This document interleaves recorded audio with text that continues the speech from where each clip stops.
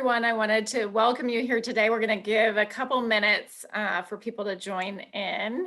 We'll just wait a second. I'll chit chat for a minute. Tata was putting on aromatherapy sort of pre-game, which I love seeing. I know. Form of wellness before we even start. So beautiful. But I like to do this little breaks throughout the day of Yeah, it's aromatherapy nice. breaks. It's Well, easier at home too. It's easy. I find I run to the bathroom and like spray fragrance between meetings. I don't know why. It's not like anyone is around me. It's for yourself, right? I feel like this past year, it's about wearing fragrance for yourself. Yeah. I literally wake when my alarm goes off because my kids have their school starts early, and so I have to wake up so early. I literally roll out of bed and spray fragrance first, just to like wake me up. I love that. I love that. So I think we've given everybody a couple of moments. I'll introduce the series and then introduce our amazing entrepreneurs. Welcome to our second In Conversation event. We're excited to have two entrepreneurs who are innovators and leaders of clean beauty. We created our In Conversation event series to provide a space for open, honest conversations on conscious beauty while shining a spotlight on amazing brand founders. We developed the Bluemercury Conscious Beauty philosophy to speak about our holistic approach towards beauty and the interconnectivity of our mind, body, and overall well-being. Every product, every brand, every amazing entrepreneur that are part of our ecosystem fits with your lifestyle with ingredients and formulations designed to enhance overall health. Today, we'll be discussing one of our four pillars, mindful ingredients, along with the practice of mindfulness. The women with us today each set out to transform the beauty industry with their vision for cleaner and natural formulations.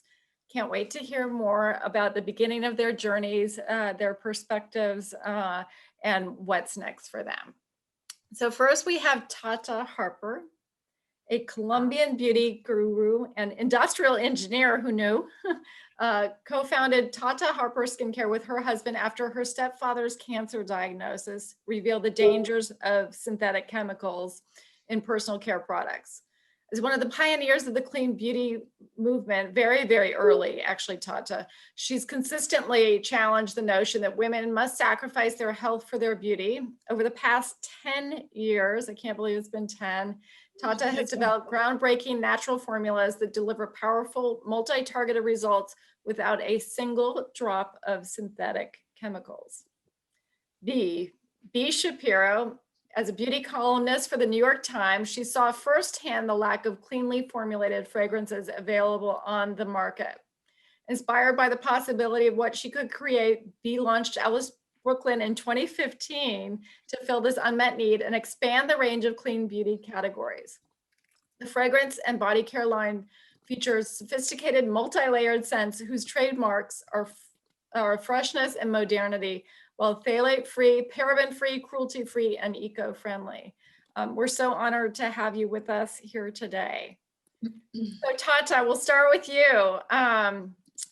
You know, a lot of people said no to you when you started. I had that same experience as the founder of Bluemercury. People told you, oh, you can't do this. Your all natural formulas aren't possible. They're not going to give you results. So instead, you didn't take no for an answer. You traveled the globe, talked to scientists, and made your vision a reality.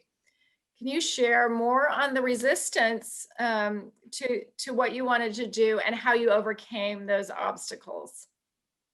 Totally. So, I mean, I think that one of the things that that you need to realize as an entrepreneur, especially when you're trying to do something new and innovative that no one has done before, is that you're only gonna be facing obstacles, right? Like, 100% natural beauty had not been done before, especially in the way that I was envisioning, really, uh, for someone that is used to using very advanced skincare. Uh, there was really nothing natural that was really available that would work for them. And I really wanted to make this happen for other people like me that love best in class products, really high quality products, and that they want their products to be natural. And as I was saying, it's like, I had to, it was really hard because I had to find people that were as passionate as me, or that were really believing in what I was doing, and that helped me you divide the different aspects of the business. Because first you start with formulations, then you tackle how you're going to produce the products, then you talk about packaging, right? Like there's so many aspects to starting a business, and I really needed to find a new type of people. Like a lot of times hiring experts, like they're expert in how the industry does things now, right? Like what are the industry standards. But I was not looking for industry standards, because a lot of the things that I saw that were happening in beauty, I didn't want to replicate. For example, I didn't, and it was beyond the formulation, right? Because the formulas were one thing, and that was really hard, finding the scientists to make formulas kind of like mimic what synthetics do, but with natural raw materials. So it was kind of like creating new science, using like that, like rare gum from that tree in Senegal. And would that replace pegs? And what about this, anisic acid to replace parabens and preservatives? And what about the whole world of active ingredients? It was like a really big thing. But then aside from that, like when it came to, let's say, more of the manufacturing, like how are we going to produce the products, like, right? Like how do we also have manufacturing transparency, not only ingredient transparency, but manufacturing transparency? Because I wanted to produce everything. And I end up realizing that that's not the way that the industry works. The industry outsources a lot of things, from formulation to filling, shipping, making the products. And I was really prepared to do it all, because I believe that that's the most important job that I have, right? That's what my clients expect from me, so that at the end of the day, we can be responsible for quality, for the freshness of the products. Like a lot of times when you subcontract to different companies that make product for 80 other beauty brands, like that's not necessarily the case, especially because all of our ingredients are natural. And and we basically set out to create Tata Harper as a real skincare company, where we really do everything in our farm. We formulate products from scratch. Like was very rare, and it's still very rare, right? Like a lot of skincare started from bases. But I thought that if someone was going to buy a product from ours, it really needs to be a unique formula. So we make all of our formulas from scratch. Of course.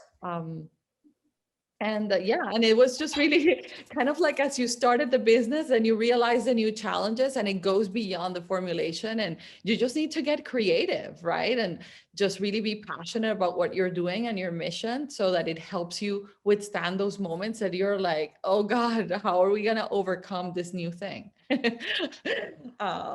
And also, like, being a modern company is really cool, right? Where you embed so much of your sustainability values and so much of like transparency, responsibility, fairness into a business where, like you want it to, give customers a great experience and have great packaging. But at the end of the day, a lot of customers are also expecting not to create a lot of trash. So how do you help them also be sustainable? So it was fun. It was challenging, but it was so fun at the same time. I love that you are doing sustainability before anyone was talking about it. I mean, you were really at the forefront of that. Now everybody talks about it, but you have lived it for so long. Yeah, well, we all benefit from more people wanting to be sustainable. Honestly, it's a win-win for everybody, because at the end of the day, it's about how do we all collectively reduce waste, and we all, have our thing that we need to contribute to that, whether it's personally or as a company. And then embedding sustainability into every decision that we make really help us attain those goals.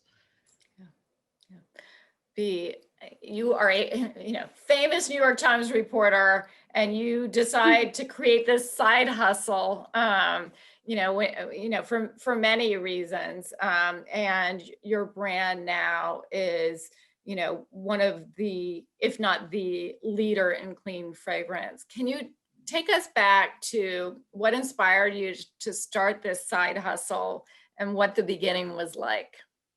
Oh, I always joke my side hustle ate my regular job and became my main hustle because I'm still hustling.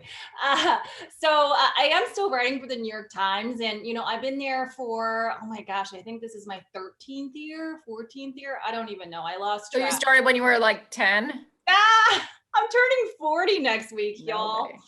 I've been using your resurfacing mask, Tata. That's why. Of course, I knew it. 40. Well, I knew it. I even made my boyfriend use it. He looks good. So yeah, I'm turning 40 next week. Yeah, I just, I've been in beauty for so long. I've loved seeing the trajectory of where it's gone, and I was super inspired by it. And funnily enough, I went to one of your launch parties, Tata. I went to the one in Bergdorf Goodman, which was like upstairs, and it sort of was this like girl hang. And I remember thinking, because I've been covering beauty, and you see the arc of like where beauty has come from. And one of the coolest parts I loved about the rise of clean beauty is that it really moved from like these super old school luxury brands telling you what to look like, telling you what to put on, to these female entrepreneurs who were real advocates for the user. Mhm. And I used to go to Bluemercury in Georgetown when I was in law school, Marla. I got all my products there. our very first store. I worked that store a ton, so many days. I love that store. Yeah, I mean, these are just moments where you're like, okay, this is beauty, right? Like the little tips your mom passes on to you and that you pass on to your daughters, or what your best friend recommends to you. And I just saw this movement of these female entrepreneurs going, you know what? I'm going to look at this ingredient listing. I'm going to go do it myself. You know what? I'm not going to stand for whatever this product I don't want in my cream. I'm going to look it up and figure out a different solution. So I was really inspired by that. And then I got pregnant. So I do think that's a transformative period for so many people. And it definitely was for me. And I was already in this like phase of being super into this movement and already obsessed with ingredients. And then I just was like to that next level because I was still testing products, right? So can you imagine being pregnant and smelling 10 million things all the time? So I just was like, okay, first of all, I've always loved scent, and I've always loved the craftsmanship and artistry of fine fragrance. How can we do it in a way that still has that same level and still has that same sophistication, but I would feel safe using it? And that's really, really where it came from. I joke, but I was problem solving for myself, And then I would say the sustainability and the eco side came along as I was making more and more choices, right? Mhm. Like I remember when I was picking packaging and they were showing me the different paper stock, and a lot of the paper stock, the more affordable ones are like the smooth carton, like you don't really need to worry, like it's super affordable. You can worry about your cost of goods later, that kind of thing, because it's so affordable. But then they showed me, this other beautiful stock that, had the FSC certification. This is years ago at this point when I was first developing the line, when I feel like no one was asking you about this stuff, right? Maybe in the food industry, there were some certifications, but not so much in beauty. And so it was all these choices along the way that I was like, wait, well, I grew up, being in nature all the time. I grew up with these values. I felt like that just had to be part of the brand. Because I started it as a side hustle, I was like, I shouldn't do a side hustle that I don't personally believe in and am so passionate about, right? I just felt like everything needed to reflect like what I believed in, what I lived, and that should be for everybody. That should be the new baseline. So that was really how it started. It was like Tata said, very difficult. I thought, being the New York Times beauty writer, I could like email all these big fragrance houses and everybody would answer my emails and want to work with me. Not the case. No one responded. I even cold called. Everybody was like, okay, I don't know, what does clean mean? What is that? It was really challenging. I just feel like it's even hard to describe how challenging. It's literally like every step of the way, there's like somebody like, People are so cynical too. Yes, When you want to challenge them, they're like, oh, what are you gonna know? Who are you? Like, yes. Yes. People don't like change or what's new and next, right? It's easier to live within your bubble. So. I think so. And frankly, I have to be honest with you. And I know you touched on this briefly, Tata, when you were saying this. even in hiring or even in working with manufacturing processes, I almost felt like people were lazy. You know, it's like they didn't care if this was better for you. They were like, well, we've used this other ingredient. We tested product stability on 10 million times. I don't really care if it's a tiny bit toxic. You know, it was like that kind of mentality. And so that was like really hard to break through at first. And also, like, we were such a small brand when we first started, so no one was listening to us. You know, they're like, oh, this is just an annoying small brand that has a lot of requirements. Yeah. Yeah. Now we're hip brands. I bet you all these manufacturers want and perfume houses want to work with us, but it was not like that when we started. Everything was a real challenge. Interesting how you were talking about manufacturing earlier, because we also had a similar issue. So what we do is now we require scorecards on our fragrances. I really care about sustainability, but from many different metrics. And it became too difficult for us to really track each ingredient. So now we get a whole scorecard, which includes green, environmental, and social impact. Because with perfumery, you're getting a lot of ingredients from far-flung places like Papua New Guinea or, you know, India or Philippines or wherever it is. And it was just a real challenge to track each one. So now we require a scorecard that they have to have all this proof come through of what the impact is for each group. Because sometimes if you have great green sustainability, it might not be great social rating. So we asked for that. And also in manufacturing, I think we are one of the few perfume houses where we actually buy the solution from the perfume house. So this is a dirty little insider bit on fragrance, but most fragrance houses, they only will sell a fragrance brand oil. And then you have to take the oil and you go to the filler and they have to follow some sort of formula, and then they do the thing and they put it together and then it gets out into the market. The reason why we buy solution from the fragrance house is then they are on the hook for the quality. Interesting. Yeah, otherwise you get these situations where you're like, well, the quality is not up to snuff. And then you get one person saying, oh, that's because the filler did it wrong. You get the other people saying, no, it's because the oil is bad. And so now we have a chain of responsibility. Does that make sense? It's like, you can't, there's no wiggle room. That's another thing I feel like if you're a clean brand, you got to hold these people in your chain of supply. And you know what? Another thing is that when you deal with subcontractors and kind of like what inspired really our decision to make the products in the farm is that also you produce based on the minimums that they have, right? So they have hundreds of brands that they produce for and they tell them their minimum. So as a brand, you end up producing so much more than sometimes what you need. And that's so wasteful because then the products expire on you. By the time they get to the clients, they've been made many months from the time that they ship. That's why we operate like a food company. It's like we make every month everything so that it's very fresh. It's not the most cost-effective way of making products, but it's the best way to ensure freshness and quality, which is more important to us. So it has a lot of different benefits to be in control of your own production. Even through COVID, you know, it was so important, you know, it's like, oh, we need more of this. Let's just make it, you know, like we don't need to call anybody. That was lucky. I love the integrity both of you have around your product and the supply chain and the detail. You know, there are very few people that are at that level of detail. Tata, can you tell us a little bit about your ingredients? So one of your innovations is that you said, I want to, you know, find matches for these synthetic ingredients that really do work on the skin, but I want to, you know, completely find purely natural ingredients. How did you go about that? And what are some of the advanced ingredients that you're using that really impact the skin?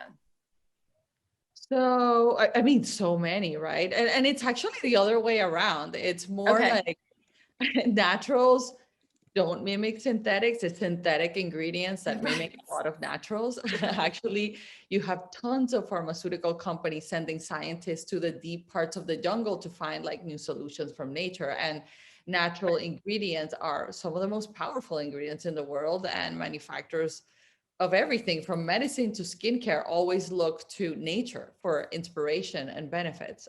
Just like synthetic ingredients are in many cases just more cheaper versions, more predictable versions Yep. of that chemical. Uh, what's happening right now is really exciting because, you know, as you guys know, we are deep into the science of like green technology and green beauty. And it's really, there's been an explosion in ingredient and technology that it's been developed from algae, like microalgae, microalgae, microhyaluronic, a lot of ingredients targeting neuroaging, skin density, neurotransmitter peptides, relaxing wrinkles. And it's great to be at the forefront and previewing all that amazing material, right? That goes beyond traditional ingredients like vitamin C and vitamin A, which we all love those ingredients. Like, don't get me wrong, we use them, but they're ingredients from the 80s. And there's so many new ingredients now. And we're just really shamelessly taking advantage of all of the new technologies that are available, because also we are a brand that we don't revolve our formulation around a hero ingredient or a hero technology. So we, for example, we're not just about the microbiome or just about vitamins. We're really about a lot of things mixed together. And we like to add like multiple ingredients into every product and really use ingredients that work really well together and synergistically to complement one another. And that way you end up with a product that it's not just about one ingredient, but really about multiple ingredients giving you multi benefits, and that works really hard for you. Because I honestly, in my own personal opinion, especially being at, you know, looking at so many ingredients, there's no one ingredient that does it all, you know? Yeah. So it's really about curating the right mixture. For example, one of the exciting discoveries that we found while formulating Superkind, like the collection that we just launched Yeah. for reactive skin, is an Asian ingredient that is called mulberry leaf extract. And this ingredient basically promotes cellular turnover in a way that it's very similar to retinol. So it Yeah. works very similarly in strengthening the skin structure, creating a firming effect, decreasing lines. And it's exciting to see things like that, right? And to be able to include them in all of our products. And the landscape now is so much different than it was when I started, where we were creating a know-how, right? Like before, the actives were there, right? Like the algae, the stem cells, the roses, the orchids, right? When I started, a lot of those active ingredients were available that were included in many other lines that we can find in the market. But the issue was that the scientists didn't know how to go about putting the formula together. Like, how are we going to emulsify? How we're going to thicken? How we're going to stabilize? How we're going to preserve? So it took a really long time finding all those alternatives to parabens, to pegs, to, you know, a lot of the ingredients that the reason why we decided to go 100% natural is because, you know, a lot of the ingredients in beauty are just really low quality. Aside from the controversial aspect, is that a lot of what end up in our products is just like things that you find in your car, you know, like so much petroleum, so much of this ingredient called the propylene glycol, that it's antifreeze. Mm. You know, like, why is that in my eye cream? You know, like, why is that in products that I'm using every day on my skin? So yeah, we also have a very different way of formulating, which is about more ingredients equal more results.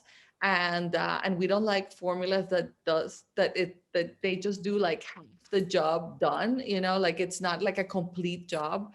Especially because if, for example, you want to hydrate the skin, it's not just about adding hyaluronic acid. You need to add hyaluronic acid, depending on the moisturizer, you need to add hyaluronic acid of multiple molecular sizes, right? So that the smaller go deeper, the bigger hyaluronic acid, it's more about plumping the outer layer of the skin. So you need that, right? You also need humectants that are bringing water molecules into the skin, feeding your hyaluronic acid. Also, a good moisturizer has a lot of ingredients to prevent water from evaporating from your skin, what's called like transepidermal water loss. So it's like there's no one ingredient that does it all. Yeah. You need to mix a lot of things together. So that's kind of like what we do. It's like Love it. we do very specialized type of products. Love it. Um, So B, I want to talk to you a little bit about how you create products and what inspires you. Client favorite, and in fact, all our Bluemercury expert team members love Myth. It has jasmine and tiger orchid and cedarwood and musk. How are you inspired to create a new scent? And then also, can you link how you think about scents with mindfulness? Oh yeah. So, working in perfume, I of course always was saying, scents and mindfulness are interlinked, but we live in busy worlds and we're traveling, we're flying here, we're flying there, and then COVID happened. And then I find it really fascinating what happened then, right? Because I think originally, as a category, fragrance went way, way down because at first we're like, oh, wait, we're not seeing anybody anymore. We don't need to do this ritual.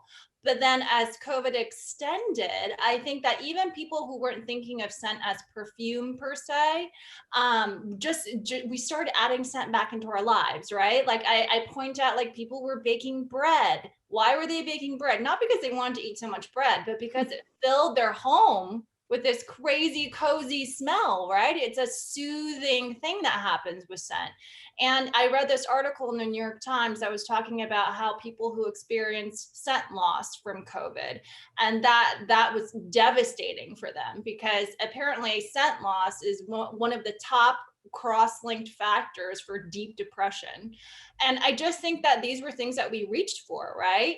And one of the things when I was creating Myth, and when I create almost all our scents, is that I always think about wearing scent for yourself. I think historically, this industry is a wonderful industry. It has really cool French roots, very romantic. But at the same time, I always thought the marketing was like, wear this scent, you're going to attract somebody. Wear this scent to go on a date night so somebody else can compliment you, right? Like it's very outward facing. And I just always felt like, why can't you wear a scent for yourself? Because if you smell yourself and you smell great, can you imagine like the aura of that like confidence and like feel good and all that stuff? So for me, Myth is really interesting because I actually did not create it with like some marketing in mind or anything like that. I actually created it for myself. I worked with this master perfumer, Jerome Epinette. I was very hyper specific because this one was for myself. And this is kind of unheard of in the industry. Usually when you create a scent, there's a lot of back and forth with the perfumer, describing notes, describing the mood, describing tweaks, all this stuff.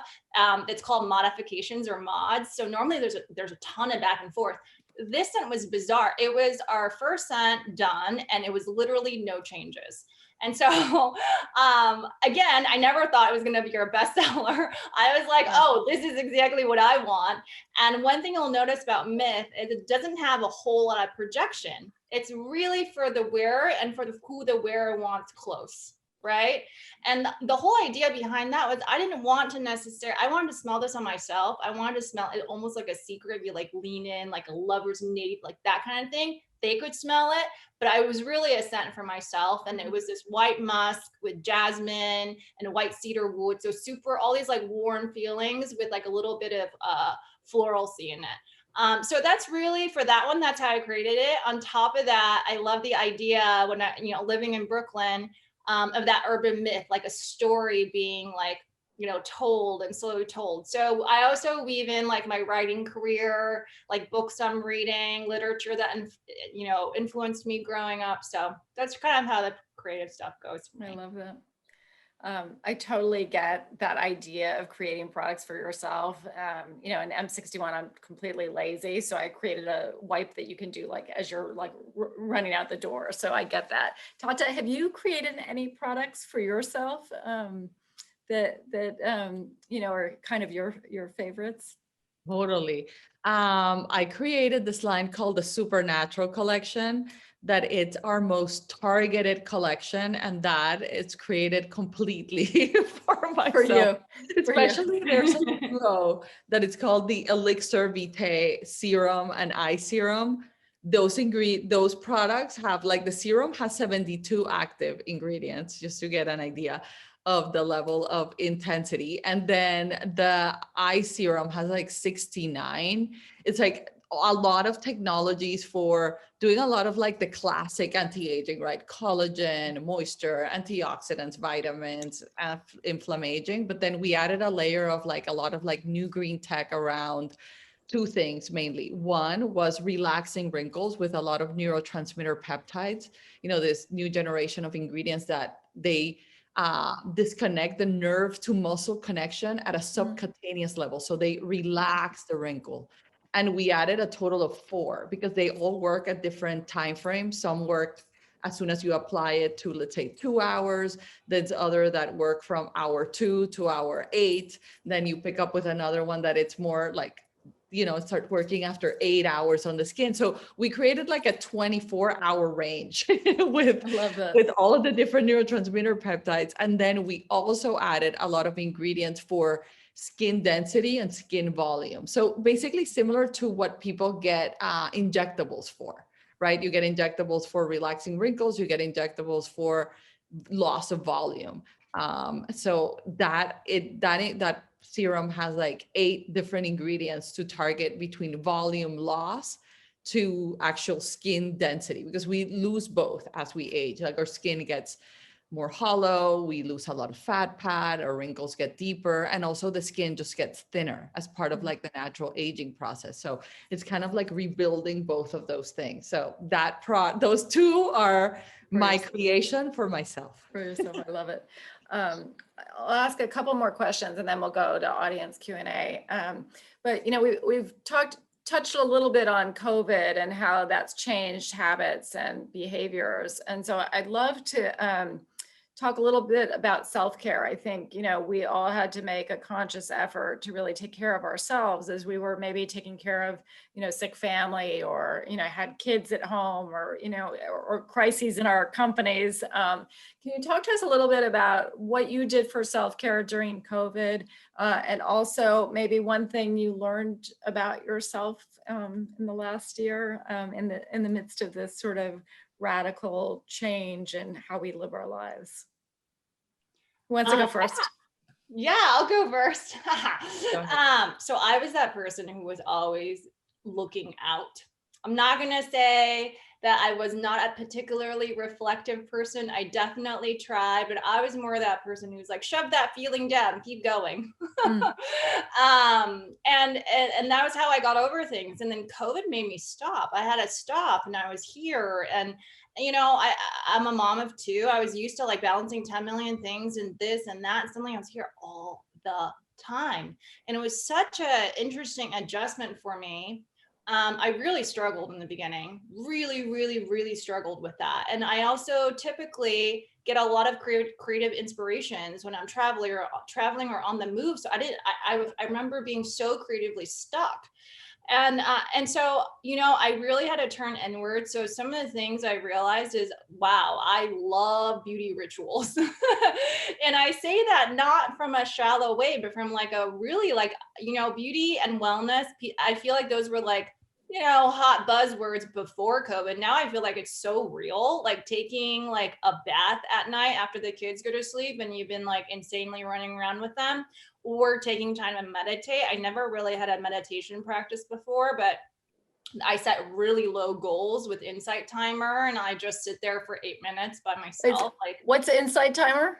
It's an app for meditation. You can do LED ones, or you can just do a timer. And before COVID, I felt like I had to take these classes, that I do all these things, and nothing ever stopped. But I just set really low goals for myself. I do like 8 minutes, and also, I started seeing, this is going to sound even hokeyer, you guys, especially for someone who like didn't grow up this kind of stuff. I started seeing a life coach. So I saw a life coach before COVID. I started seeing her 2 years ago. Yeah, I think two and a half years ago. She was referred to me by another beauty entrepreneur. And she said the same thing. She goes, I know life coach sounds hokey. I know, all this stuff, and she's really helped me. And so I started seeing her, I talked to her, and, obviously it wasn't in person during COVID, but it was just so great, especially being stuck under one roof, just to be able to talk to somebody else about all that was going on and all the feelings you're going through and dealing with that. So those were things I really invested in. Yeah, it was just, those are totally different things that I would normally invest in. So yeah, it was a real change for me. And it actually, this whole journey inspired my new fragrance, Bee Eau de Parfum. It's a play on words really, because it's a honey based scent. I actually felt so funny about naming it Bee, because I was like, oh my God, no, it's not necessarily just my journey, but it was this like journey about finding like self-love and self-awareness, and the whole idea behind this scent is to fall in love with yourself. I love And that. I love that. yeah, I just, you know, I was not that person who was like sitting there reflecting and figuring myself out. I was always trying to figure out other people. And yeah, it was such an interesting last year. And I definitely think I remember the first time I got my hair dyed, I was like joyous. So I think it's fascinating how big a role beauty plays in making myself and people feel good during this time. Totally. Anything that you've changed or learned in the last year? Me? Yeah. I think that a couple of things. Nothing like too revelatory, but I think that being able to recalibrate my time.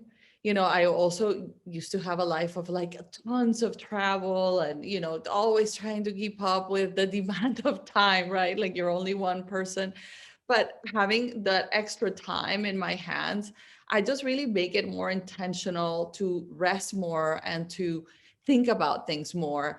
And also I think that this has happened to a lot of like close friends of mine too, that time that they used to spend in commuting an hour back and forth every day, now it's spent like with their kids to have doing exercise. And definitely that has been a big part of what I've done, is like I haven't necessarily taken all this extra time for granted. Like I've been doing a lot of projects that I kept putting off.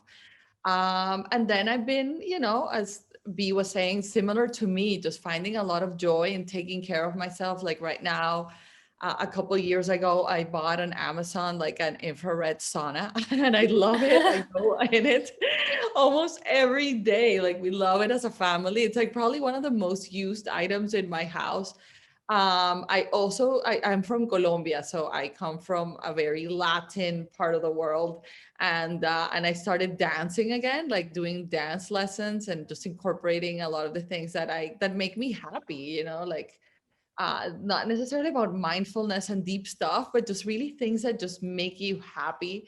Obviously, skincare routine is one of those things that make me really, really happy. For me, the journey into skincare, it's a very transformative ritual, right? Even like you go with one friend of mine into the bathroom, after a whole day of work and kids and this and that, and then you go with mindset, and then you apply all your creams and you massage them all in, and then it's like you leave as a different person out of the bathroom. And the nights are definitely the most relaxing part of my day, especially like after work. It's kind of like I shift my mindset, put my phone down. And even like my activities in work has changed so much. Like even the things that I used to do as part of my job has changed substantially since COVID. Like I spend much more time now telling a lot of like educational stories and about our products, talking about our ingredients, talking about all the things that happen behind the scenes that, that are, that we're really proud of. And, and also like a lot of the work that I'm doing now involve a lot of the things that I love that I just didn't have time to be involved in them before, like how to express the brand verbally, creatively, visually. So rediscovering like that, like I always have been involved with creative, but it has been exponentially more since COVID, and kind of like how I reshifted my schedule. Yeah, I feel like my branding got stronger during COVID. Maybe it's part of that. Yeah, I got reconnected. Maybe when we were all traveling, we were like running around too much. I don't know, you know? Yeah, exactly. It's kind of like it gets to a point where you get really disconnected with a few like fundamental things, just Mhm. as part of trying to keep up with the demands all over the world for you to be here, you to be there. And then, like like now it's like you feel that you have like reinstated yourself in the middle of that conversation again.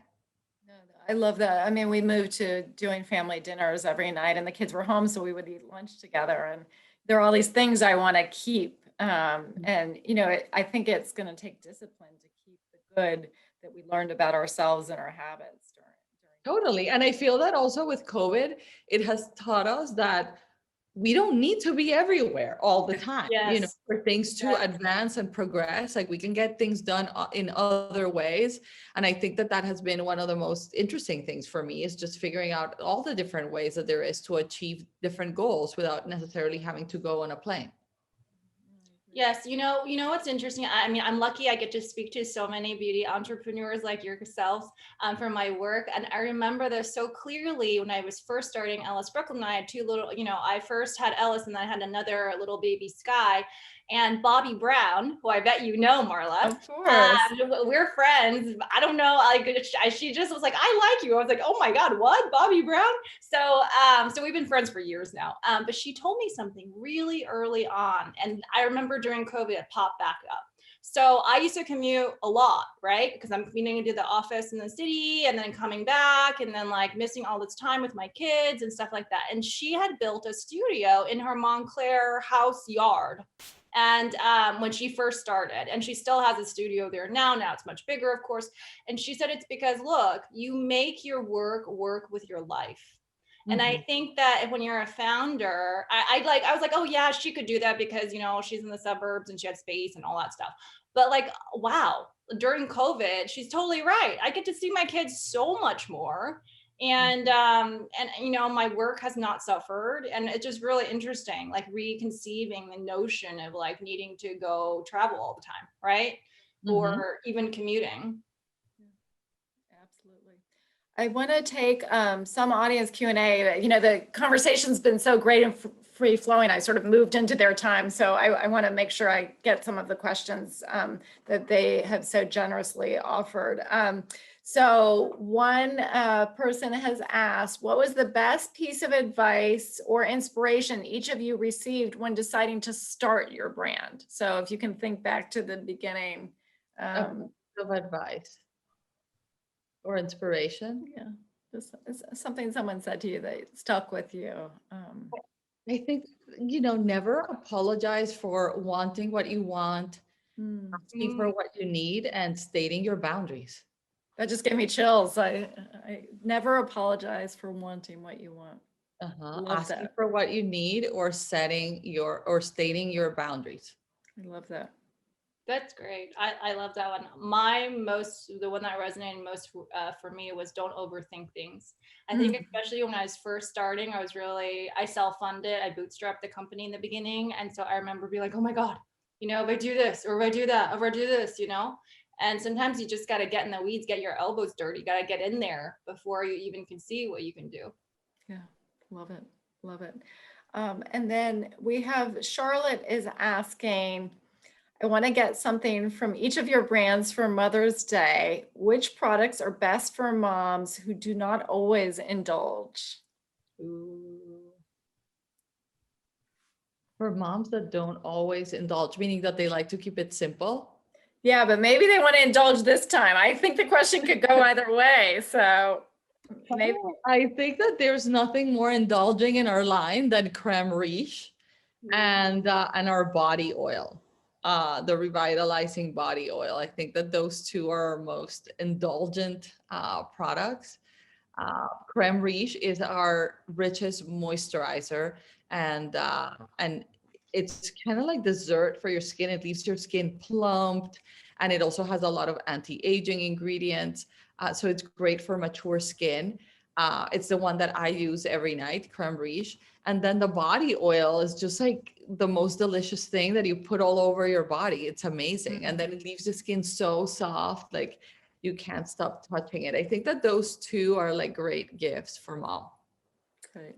And they do a lot of things. So even if for a mom that likes to keep it easy, meaning like just use one product, I think that is a great product, creme riche. Love it. So I would pick, so we have this trio, it's a rollerball trio that has sweet, salt, and myth in there. I just feel like it's really easy to play with. There's a phone ringing for no reason. I just feel like it's a really easy way to approach scent. Don't you guys love Zoom? I feel like it's like, you never Yeah. know what's gonna happen. So I'd get that because it's fun. And then the other thing I would consider is our CBD body cream. So that's another product I created for myself because I run. And so I really wanted something that was super moisturizing, but it had the actives of CBD, and we supplemented it with complementary actives. So there's also maritime pine bark extract in there, rosemary leaf extract, and also it smells amazing. So it's this intersection of wellness and scent, because we wanted to make sure it smelled like a spa instead of like, just like, I feel like sometimes CBD products can be very like weed-like. That's not what I wanted. I want a luxurious experience. So it's really lovely on, especially if you work out or if mom runs or anything like that. We are getting a lot of product questions. And so if I've never used anything from Ellis Brooklyn or from Tata Harper, where would I start? What's the first product I should look at? Well, I think that the advice that I give for people approaching like a new skincare line is that you always want to start with products that are not like big commitment products. Like, for example, start by trying a cleanser and a mask. So in the case of our line, I would start trying regenerating cleanser and resurfacing mask. So the regenerating cleanser is like a daily exfoliating cleanser. I use it every day because you wake up with dead skin cells, right? After a whole night. It's not that your skin is dirty, but your skin has dead skin cell buildup. So I love exfoliating very mildly every morning and removing that from my skin. And then the resurfacing mask is just one of those beloved kind of like cult products that we have that people swear that does everything for them. It's really formulated to give glow to the skin. It has a lot of enzymes and beta hydroxy, and it's all about cellular turnover and hydration. But people swear that it lifts the skin. Like, it just gives you like this amazing effect. Like you just really had a facial. And I think that those are the great two products to start with. Great, love it. Well, I would go back to Myth. I mean, I did create it for myself, so that's my favorite. If you are looking to change up your fragrance game, though, one thing that I really love about Myth is that it plays well with other fragrances. I feel like sometimes you get a fragrance and God forbid you're wearing anything else because it will just clash. Myth actually warms up everything. So if I put on our CBD oil, which smells very spa-like, and then I put Myth over it, I love that combination because it's like herbaceous, but also warm. And then that, I feel like it really settles into your skin. And then that's when I think you get a signature scent. I think your signature scent is a combination of like who you are, right? Like how you're olfactive, skin, warmth, and all that stuff, plus your body care, plus, your perfume, if you're using perfume. That's really what your signature scent is. I can't stand it when like brands are like, oh, buy this. This is your signature scent. I like it when it's like scent is integrated into your life. And then last question, a lot of people are curious about what you're reading or listening to. So taking it back to sort of outside of beauty. I'm listening to Smartless, the podcast with Jason Bateman. I've heard great things about it. It's so funny, you guys. Like, what is it called again? What is it called? It's called Smartless, Less, Smartless. Oh my God, I'm gonna check it out. Me too. I listen to podcasts when I walk. Yeah.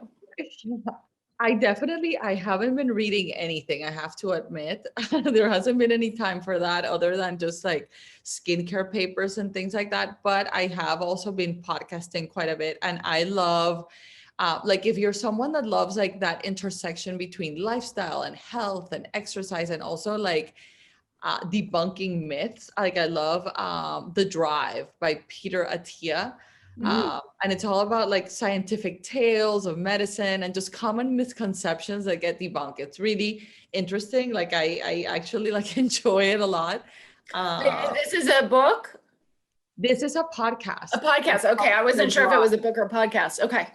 Debunk podcast. Okay. Smartless and debunk. Oh, The Drive. It's called The Drive. The Drive. Okay.